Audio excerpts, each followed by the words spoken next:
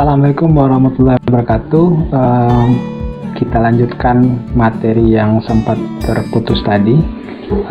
Tadi kita sudah membicarakan signal transduksi dari GPCRs melalui jalur siklik AMP ya. Dan selanjutnya coba kita kasih contoh satu, yaitu pada mekanisme aksi salbutamol pada reseptor beta 2 adrenergic ya. Salbutamol kita kenal dengan obat asma ya, dimana pada pasien asma ciri khas yang terjadi adalah adanya kontraksi otot polos pada saluran pernapasan, atau di sini kalau saya tulis smooth muscle constriction atau kontraksi otot polos. Nah, ini diawali dari adanya pembentukan jembatan silang aktin dan miosin yang terfosforilasi yang berwarna kuning dan ada satu gugus fosfatnya.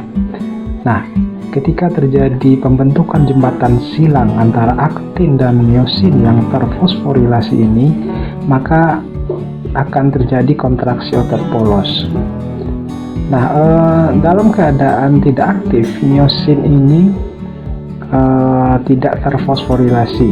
Ada satu enzim yang namanya myosin light chain kinase yang berwarna merah ini yang selalu yang berlebihan pada pasien asma, sehingga pada saat enzim ini diekspresikan berlebihan, maka banyak sekali miosin yang terfosforilasi, dan apabila berikatan dengan aktin maka akan terjadi kontraksi otot polos. Nah, bagaimana peranan salbutamol dalam merelaksasi otot polos? Nah, salbutamol ini dia akan berikatan dengan reseptor beta 2 adrenergic ya. Beta 2 adrenergic ya di sini. Ya, dan setelah mengaktifasi reseptor ini, maka akan terjadi pergerakan protein G ke enzim adenyl siklase, dan adenyl siklase ini akan mengaktifkan ya atau menghasilkan siklik AMP, perubahan ATP adenosin trifosfat menjadi siklik AMP, dan selanjutnya siklik AMP inilah yang nantinya akan memfosforilasi enzim myosin light chain kinase, sehingga di sini MLCK yang terfosforilasi berwarna biru, dan karena dia terfosforilasi maka enzim ini menjadi inaktif, tidak akan banyak merubah myosin yang terfosforilasi. Nah, karena myosin fosfat ini tidak aktif, maka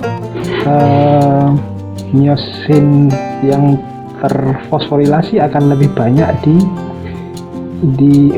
dinonaktifkan oleh enzim fosfatase menjadi myosin ya, sehingga pembentukan jembatan silang antara aktin dan myosin ini akan dikurangi, sehingga terjadilah smooth muscle relaxation atau relaksasi otot polos yang nantinya akan melegakan saluran pernapasan pasien asma. Nah, ini adalah pada jalur IP3-DAG ya, inositol trifosfat diacylglycerol pathway. Masih ingat jenis protein G-nya yaitu protein GQ. Nah, target aksi dari protein GQ ini adalah enzim fosfolipase C ya. Fosfolipase C, di mana enzim fosfolipase C ini akan mendegradasi suatu lemak atau lipid yang bernama PIP2, fosfoinositol difosfat, membentuk IP3 dan DAG sebagai second messenger-nya.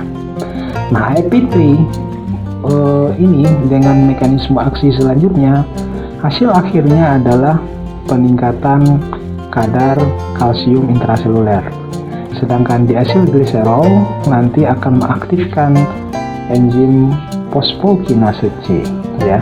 Jadi nanti akan ada signal-signal selanjutnya yang akan menghasilkan suatu respon farmakologis atau efek biologis.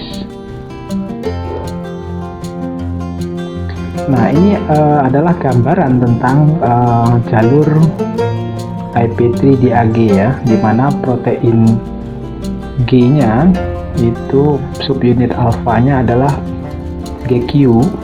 Dia akan menuju ke enzim fosfolipase C yang warna biru ini.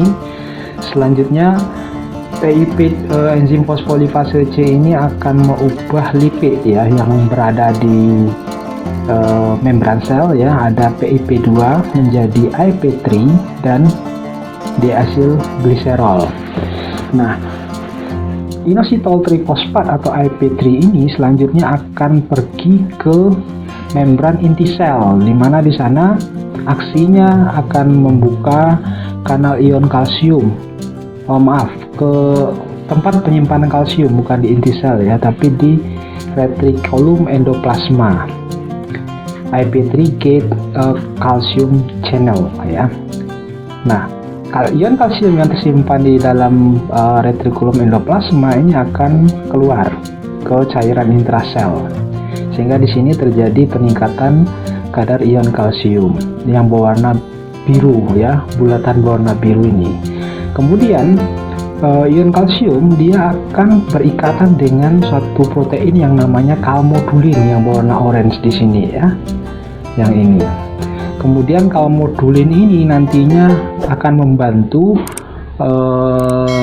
aktivasi dari aktin sebenarnya, sehingga ini memicu juga terjadi kontraksi otot polos ya, pembentukan aktin. Kemudian aktin tadi berikatan dengan miosin sehingga terjadilah kontraksi otot polos. Jadi efek biologis dari IP3 ini ya, atau signal transduksi melalui jalur IP3-DAG ini adalah kontraksi otot polos gitu.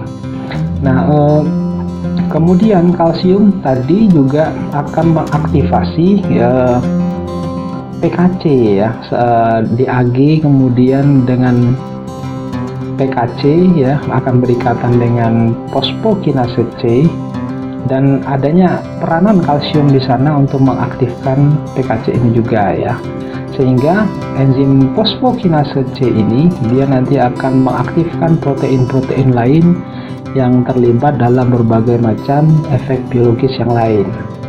Sedangkan kelebihan kalsium terakhir ya, dia akan mengaktifkan pompa kalsium ATPase ya, yang akan membuka kanal ion kalsium dan mengakibatkan ion kalsium tadi keluar dari dalam sel, keluar sel ya. Ini adalah gambaran dari jalur IP3 dan DAG ya.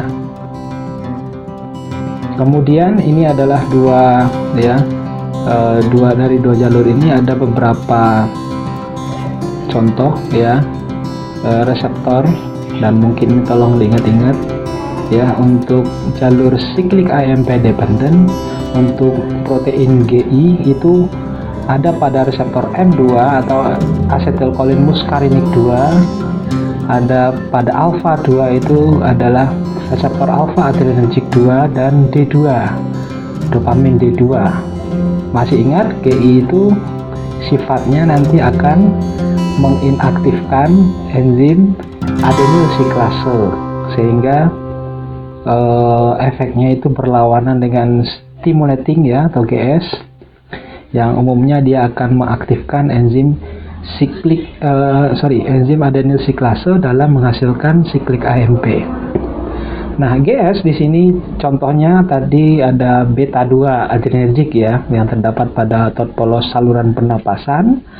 Selain itu reseptor GPCRs dengan protein GS itu ada di reseptor beta 1 adrenergic. Mungkin masih ingat, dulu banyak terdapat di jantung dan pembuluh darah ya. Kemudian ada juga di pankreas. Kemudian ada reseptor dopamin D1 reseptor histamin H2 yang umumnya terdapat di lambung, dan vasopressin 2 atau V2. Sedangkan contoh reseptor yang signal transduksinya melalui jalur IP3 di AG dengan protein G berupa protein GQ itu adalah reseptor histamin H1 ya. Kemudian ada alpha adrenergic 3 atau alpha 3, vasopressin 1, reseptor acetylcholine muscarinic 1 dan muscarinic 3. Ya, saya rasa untuk pertemuan pada hari ini saya cukupkan.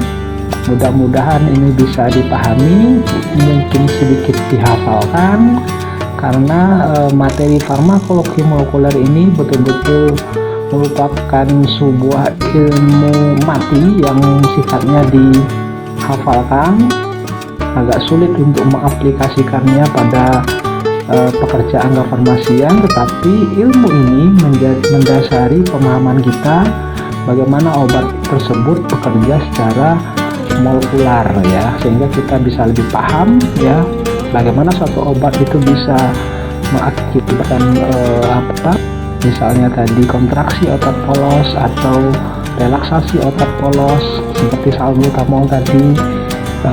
Ini harusnya menjadi model untuk mempelajari sehingga kita betul-betul paham dengan mekanisme aksi obat khususnya secara molekuler. Pada pertemuan berikutnya nanti kita akan masih membicarakan reseptor GPCRs ini, tetapi mungkin spesifik pada obat-obat tertentu dan reseptor tertentu seperti reseptor dopamin dan berbagai macam reseptor lainnya. Terima kasih, jangan lupa belajar dan siapkan diri Anda untuk mengikuti kuis ya, mana tahu nanti setelah perkuliahan ini ada kuis ya. Dan selamat belajar. Saya akhiri, wassalamualaikum warahmatullahi wabarakatuh.